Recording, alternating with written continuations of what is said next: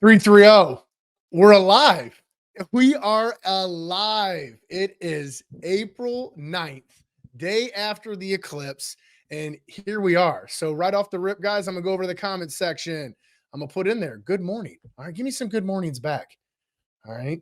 Everybody, how is everybody absolutely feeling? I mean, yesterday was like none other. I know that everyone wants to hear me talk instantaneous sports, but guys, that eclipse literally it blew my mind. It really did. There's a video clip of me with my, I'd taken my kids and we went out and did some, family events. There was events everywhere. So we went to one, and in the video, I was gonna share it with you guys, but there was so many people around, and I don't want anybody to say, "Hey, you're recording me and then put me on here." So in the video, though, I sound like a complete idiot. At full disclosure, I'm like, "Oh my god, do you see that?" Like I was the only one that saw the eclipse yesterday. Okay, like I was mesmerized. Like I was announcing to everybody at the park, does everybody see this thing in the sky? Yeah, it would. That was how awesome it was. It took me to another place where I just was in my own moment. And I hope everybody got to experience that and they all pulled something out of it. I think that it allowed everybody just to kind of calm down. There was like this inner peace. It was really cool to hear everybody screaming like it's happening. And then when it did, and then you take your glasses off and you're looking, and you're just like, it was just awesome. I got choked up. I'm sure everybody else did. But we got to talk sports, right? We got to talk some sports. And what was going on during the eclipse? Somebody showed this.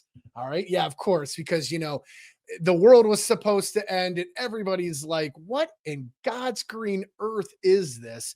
Well, guys, this is Wimby, the player for the San Antonio Spurs. I'm not even going to try to pronounce his last name. Wembyana. Okay, there's my attempt. Guys, I know you might not even care, but cool. I thought it was unique. If you guys haven't had a chance to go see them, they took this, and this is like the little subtle drop of his logo. So, like we've said, guy's an alien. And that logo looks exactly like an alien. In the NBA news, let me go ahead, check up the banner right now. I'm going to run it across the bottom. We'll get to the men's and women's basketball here very shortly. We're going to move right into the NBA. The NBA was off yesterday because they wanted to sit around and see the elliptical as well. Cavs blow a nice little lead on Sunday. They end up losing 118 to 120 to the Clippers. Paul George chips in 39 and takes care of the Cavs, drop all the way back to 5. So again, we talked about this a few weeks ago. I'm getting really nervous. It is panic button. Press it now. It is not looking good for the Cavs. They're dropping back to 5. And also Donovan Mitchell is just not able to get healthy. It's not happening right now.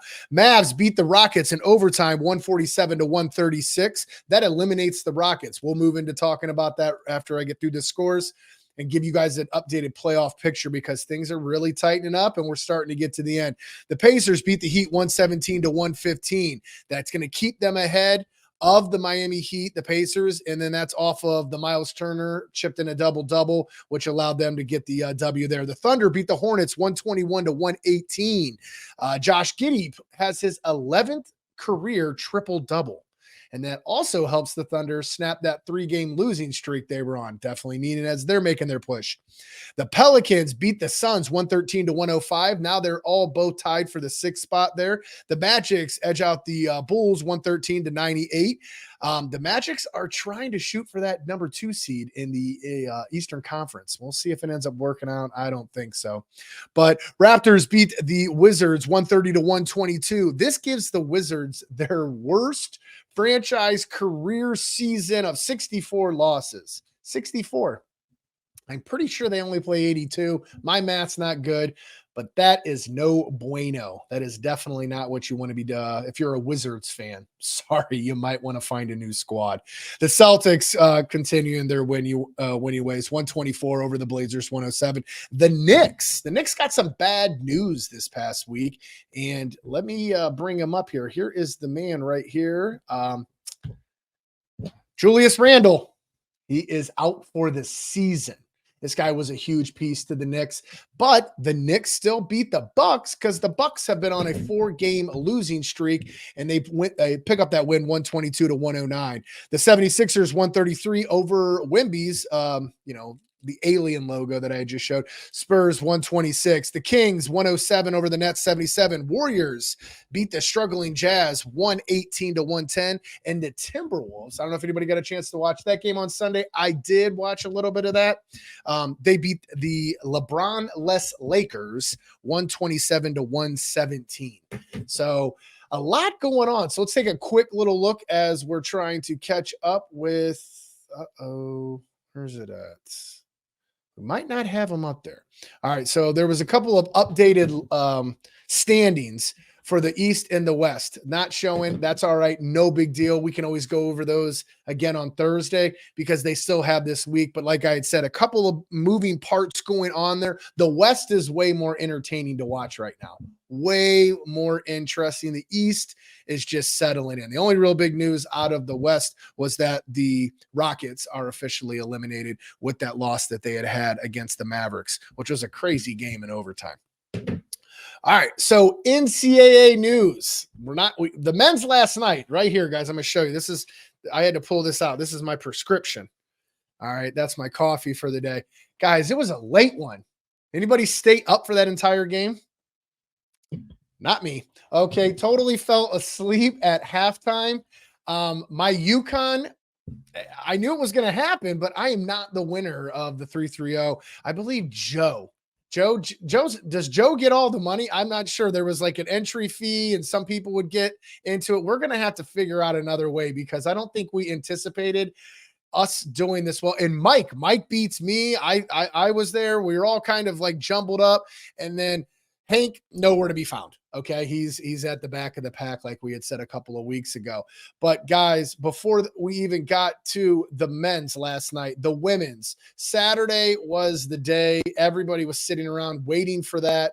And that game was absolutely crazy. Now, at the very end of that Iowa UConn, everybody was freaking out. Is it a foul? Is it not a foul?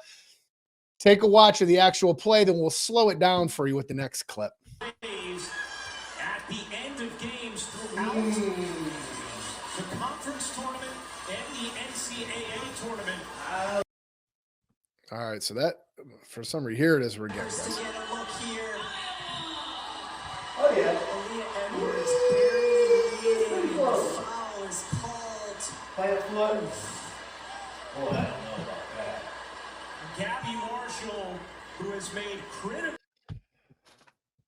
That's me. And me and a couple of my buddies were watching the game, so you could probably hear the excitement going on in the background when we were questioning whether or not was that actually a screen. Like, was that screen illegal or not? Was her feet set? That's the big thing when you're sitting there watching that whole play break out. You're only seeing from the top half, waist up. It's really where those feet are. Everyone wants to talk about that little elbow that maybe she guys, that happens, okay? But really, when you watch the feet right here, all right, this is the main thing.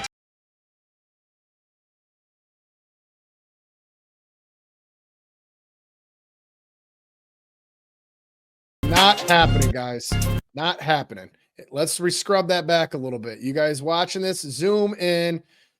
If you're on your phone or any device, right here, the main part. Boom. It's a foul. It is an instant foul, and it's not what you want to see. It is not how you want the game to end. Everybody wanted to at least see the shot go up. Yeah. Sorry, it's not how you want to see. I think I was watching also at that same time. They had a couple of that. You know how they do the Manning cast. They had a few of the ladies that have played in the WNBA, and I think it was Rebecca Lobo was even, or no, Diana Taurasi was like, that's just a horrible time to call that, but it's a foul. I mean, I don't think she disagreed with it, but you just don't want to see it at that moment. So what's that do? That allows Iowa to move on to the national championship and take on South Carolina. And I think we all kind of had an idea how that was going. I know there's a lot of Caitlin Clark lovers out there, but it was not going to happen. It was not going to happen at all. And who got to raise up that trophy? Yes, here it is. You see it. There is the South Carolina ladies basketball team enjoying all the glory that they had up there in Cleveland. And what an event that was. It was absolutely astounding to see all that up there this weekend. We had, if anybody could go back and look at some of our clips. We Jess was up there. She's up there hanging out with Kylie Kelsey. I mean, that was absolutely awesome. Okay. Like, I was jealous, totally jealous to be able to not be up there, but I was glad that we had somebody from our network and our team up there. And who else better? That's how I met Jess. I met Jess through basketball. And if anybody's ever had an opportunity to see her coach, you're missing out. It's intensity. That video clip that I had showed of Louisville's coach last week, ain't got nothing on Jess. She brings the heat. Okay. That lady is very passionate about sports. So I'm glad that she got to go up there and be able to represent us. And it was definitely very impressive weekend. So congrats to the Lady Gamecocks as they pick up the national championship for the women's. Over on the men's side last night, we saw UConn and we knew they were the heavy favorite. And there is Coach Hurley at the top, waiting to cut down that last little piece of the net. And there he is, enjoying himself in all of his glory. The most interesting thing that I saw this weekend, and people could not understand what in God's green earth they were doing. Where is it? All right, here it is. Check this weird clip out of the UConn men's practice earlier in the week.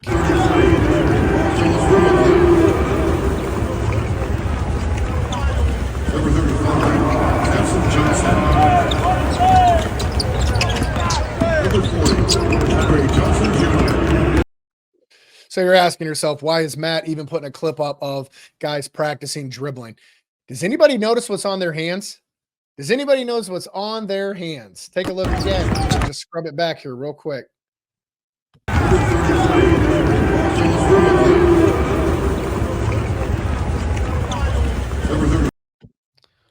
Those are baseball gloves. Okay. They're wearing baseball gloves. I saw this and I was like, what does that do? And you know how you when you have a question, you're like, oh, I'll just go Google it. Okay. Because that's the honest answer to everything. I literally like sometimes like to sit there and think like, why, and just before I just resist that urge to go figure out why and go to the comment section or the Google, whatever. I saw that and I was like, that probably helps with ball handling because there's so much the slippery track. I mean, it's leather on leather. So the traction is less. So does it work? I don't know, but guess what? They didn't need those gloves to hoist up that trophy last night as they pick up a win over Purdue. Zach Edey, that kid came out on fire. He did anything and everything he could, but when you play that amount of minutes for that long, it's tiresome. And that's where UConn every game. UConn played a lot of great basketball in the first half against other teams. In the second half, UConn just blows them out. Like there's just the halftime adjustments by Coach Hurley is impressive. And that allows the Huskies to pick up the championship. So back to back, congrats to them as they, move on. And not going to lie, had them on a future bet. I put a future bet in a month and a half ago, and I was excited to see that hit. So even though I lost the NCAA bracket, even though I picked the winner, I was nowhere close because Kentucky. And speaking of Kentucky, does anybody know that John Calipari is bouncing out of there again? Where's he going? He's going down to Arkansas. So he's finalizing a 5-year deal to become the coach down there. So Coach Calipari, hopefully maybe brings the Razorbacks a national championship. It's been a struggle bus over there with the Kentucky Wildcats the last few years, I have to say. That's one of the most prolific college programs, and they just have not been able to do anything. And I don't know why, because I felt like in the early 2000s, they couldn't lose. Everybody was going there, and they just were constantly winning, and that's not the case. So Coach Kyle is moving on down to Arizona from the looks of everything. As we move on, actually, here we go. Here is one of the awesome pictures that we just took this weekend, and this pretty much capitalizes exactly. Awesome. Just one of the coolest poses, the backdrop. I think that would have looked, that's kind of what the eclipse looked like. That was like, I thought a storm was coming through, but that is a super, super awesome picture. Jess, thank you for going up and representing us and sharing all those pictures. And if you haven't seen them, guys, go back, watch those. Okay. There's a couple of really cool clips. She has a lot of the action going right there live at that moment, so it was really neat for her to be up there, but awesome, awesome picture. Moving on with the baseball yesterday afternoon, after we get done with this eclipse, what do we have? The Guardians have their home opener. All right. And we had posted this picture and it was really cool. I thought that was absolutely awesome. Credit to the credit is there. The name was, I forget his name. It's kind of blocked out by the top, but we had posted this on our page. Super, super Zach Measle. Zach, awesome picture, man. So you see that there's the plane flying in. I'm like, that's absolutely awesome. So of course I started searching around, looking to see what else I could find. And guys, here it was in live action at the beginning of the Guards game. Take a listen to this plane just humming over Progressive Field. I almost called it the Jake.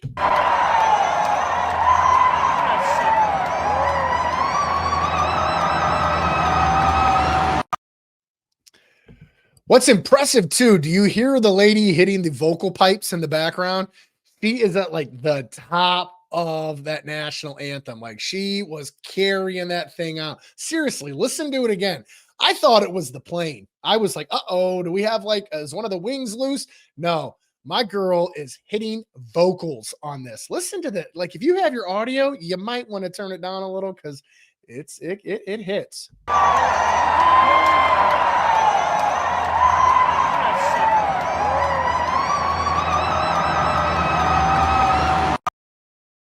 Ooh, that's that. She got it. And yes, Katie, it was an awesome flyover. I really thought it was awesome. I mean, and what was even better, Guardians pick up the win.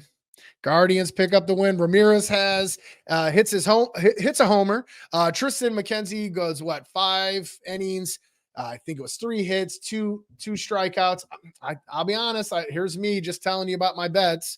And I lost. I had Tristan. I thought he would at least give 5 strikeouts, but that was not the case. But I'll trade that loss any day for a Guardians win. And the Guardians win 4-0 over the White Sox, which, they're rough. They are rough. Yankees beat up on the Marlins. And what was cool about the Yankees is I saw this, and this is just me being me because I am all into, like, if you look good, you play good. Like that's a facade, I'm sure. But these were probably some of the coolest cleats that I've seen this year.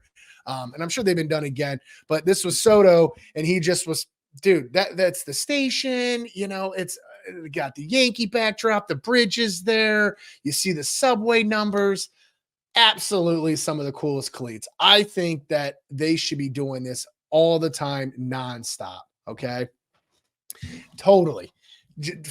Dazzle them up, bedazzle them. I mean, it just, you got to give a little flair to the game. And the Yankees, like I said, beat the Marlins. The Pirates beat up on the Tigers 7-4. And then the Reds pick up a win 10-8. But how do they do that? It was a 9-8 game. And then this play happens. Guys, if you have not seen this De La Cruz kid play, you are missing out. He is a special, special, special talent. Take a watch. All right, so no audio on this, which is fine. He smokes this ball out there. Center fielder dives for it. Soon as he misses it, everybody in the stadium knows what's happening. De La Cruz is already rounding third right there. Now, you're going to have an almost play at the plate, but you need a better throw.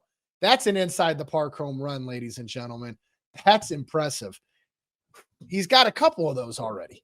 That kid is one of the special talent. You're going to hear his name an awful lot, and he helps the Reds beat the Brewers 10-8. The Jays beat the Blue Jays beat the Mariners 5-2. The Mets beat the Braves 8-7 on a DJ Stewart homer in the 8th, which helped them move them ahead. Dodgers beat the Twins 4-2. Phillies beat the Cards in 10 innings off of Brahms' double in the 10th. And that was a 5-3 win for the Phillies. Astros beat the Rangers 10-5, which earns a split of the series. Rockies 7-5 over the Diamondbacks. Angels 7-1 over the Rays. Padres beat the Cubs behind Tatis's 2 home runs, 9-8, and the Nats beat the Giants 8-1. The other big news in baseball, if nobody saw it last week, you probably may not have, but the A's, and I can only call them the A's are moving to Sacramento. They're going to head on up there and they're going to hang out for a few years as their potential stadium gets built. Only thing that I think is very odd and unique is the stadium hasn't been started. So they're definitely that must be a firm handshake agreement that they're getting into that new stadium. And there's an option that if the stadium's not ready, they could stick around for another year. So not really understanding that move, but yeah, they're going to go up to the AAA ballpark in Sacramento. And, you know, according to their owner, it's one of the most beautiful AAA ballparks there is. I beg to differ. I think ours down here, right in the backdrop behind me, I think that one is one of the nicest stadiums for AAA, right? What else has been going on this week what happened last week? We've already talked about that. This week, the Masters is taking off. And before they even got there, the guy who I think is going to have a good chance to win it. I'm a Justin Thomas fan, but Justin Thomas has told his caddy, Bones. Anybody who knows Bones, he's been with Phil Mickelson. He said, we're parting ways, buddy. I'm going to have to go a different direction as I get ready for the Masters. All right. And here are some of the odds for who they think are your favorites to potentially win that. Scotty Scheffler, no surprise, sitting at the top. And then behind with Rory, John Rahm, Schauffele, Matt Hideki, Brooks Koepka, all these names right there. There's Jordan Spieth. Justin Thomas is not on that list. He's not. And I'm okay with that. I just think that there's something about it. I got a feeling. We'll see how dead wrong I am when we come back here next week at this time. You guys can all tease me about Matt doesn't know anything about golf, which, yeah, if you've ever seen me play, yeah, you know I don't know anything about golf.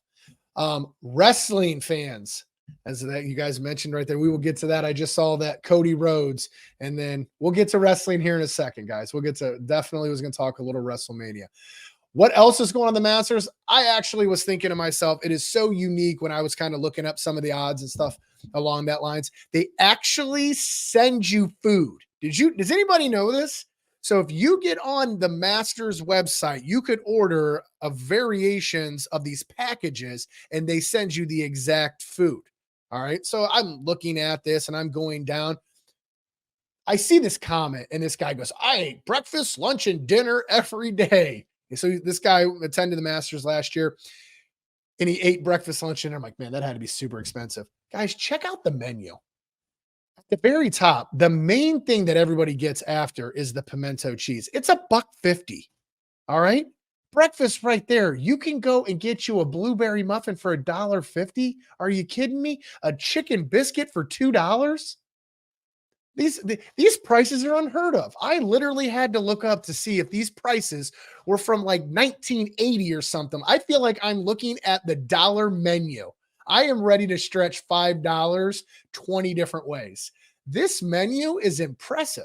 It's like, how are they able to do that? I want to go to the Masters. I think that would absolutely be one of the coolest things.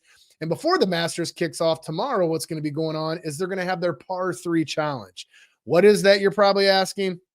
All the par 3 challenge is everybody who's attending and playing in the Masters, they're going to have their wife, their kids, their girlfriend, nieces, nephews, grandkids, all caddy and be a part of it. It's a really cool event.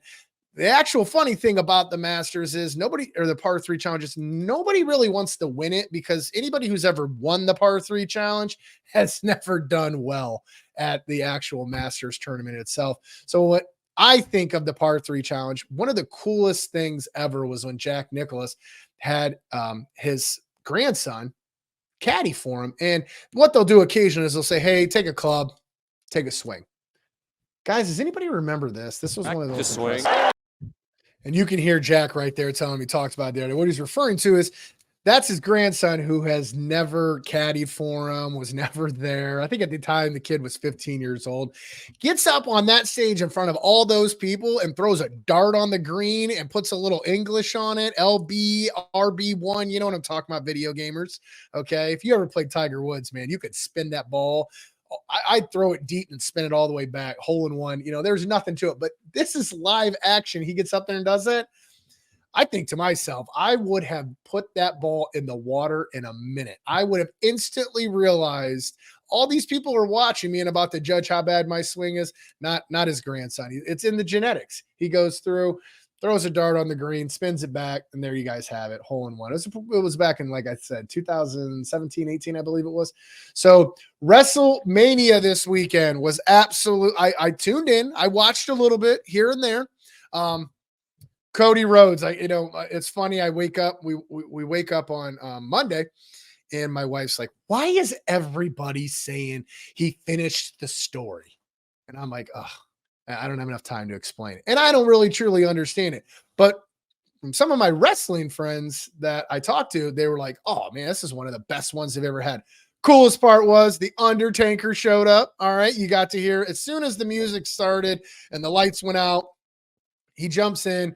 The Rock comes in to mess with it because Saturday night, obviously, Roman Reigns wins, which means that on Sunday, it could be like basically this tribal match, which basically means anybody and everybody can show up and just beat the hell out of each other. And, there's no disqualifications. Okay. So that's how The Rock showed up. Kelsey showed up, for God's sakes. Jason Kelsey was that wasn't in that match, but he was in another match. He showed up. That's what WrestleMania is about. They did a great job. It was a great show. Very cold. I felt, and we made a post about it, was cold. I mean, it was like 40 something degrees, and those wrestlers are out going at it. If you guys haven't, go back, watch it. It was a fun weekend. I mean, jam-packed, everything and anything going on. So here's Mike congratulating Joe Harris on winning, and he says what my win was Joe says his win was similar to that golf shot. Looked good from the beginning to the end. Dude, you went, yeah, I don't think you gave up the lead. You went from start to finish number one. There was never even a fluctuation in there. So John Cena did show up. You are right, Joe. He did show up. I saw him. Cena looks different. The acting career has taken over, and he is not so much as jacked as he used to be. So he was a little different seeing him going toe to toe with The Rock. But I think that that might be part of the storyline that they're working on. And full disclosure, I did not watch the Monday Night Raw. And usually that's something that you always want to be able to do, is watch Monday Night Raw after it's over. So guys, yeah, the eclipse took everything. It didn't drain me. It put my mind in a different spot. So I know there was a ton going on this past weekend. I tried to hit everything. And as we're getting ready for this week, working on a couple of people to maybe potentially come on for an interview, trying to get something lined up for Thursday. No promises, because I hate promising things and then they don't work out. So back here again, Thursday morning, 9 a.m. All right, 9 a.m. We're going to be back here. Hang on for a second. Let me do this. Uh-oh. No, I don't want to do that. You guys see this? What's going on here, man? I got a little post. All right. So it's just me. I saw something up there and it popped up on my computer, and now I got it. I felt bad because here's another full disclosure. I didn't even get to watch the women's game on Sunday. Why? This is no lie. I actually went and worked. I was working. I went out, was taking pictures, getting ready to list the house.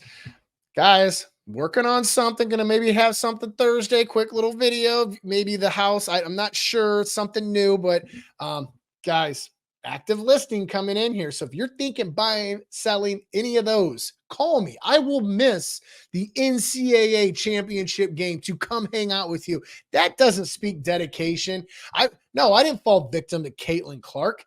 I said, that's awesome. I've seen her play, but you know what's more important? My client. Okay. So, guys, give me a call if you're thinking about buying, selling, any of the above.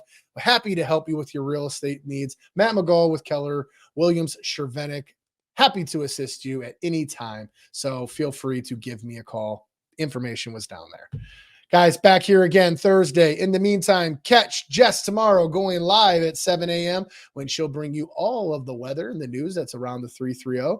And I, like I said, will be back here again on Thursday at 9 a.m. to bring you more news and the start of the Masters. We'll talk a little bit more about that. We'll see how maybe it's going because I'll be teeing off by then. And then we'll get you guys caught back up with the NBA news and some Browns talk. Thought it was kind of interesting last week. We guys saw Stephon Diggs get traded.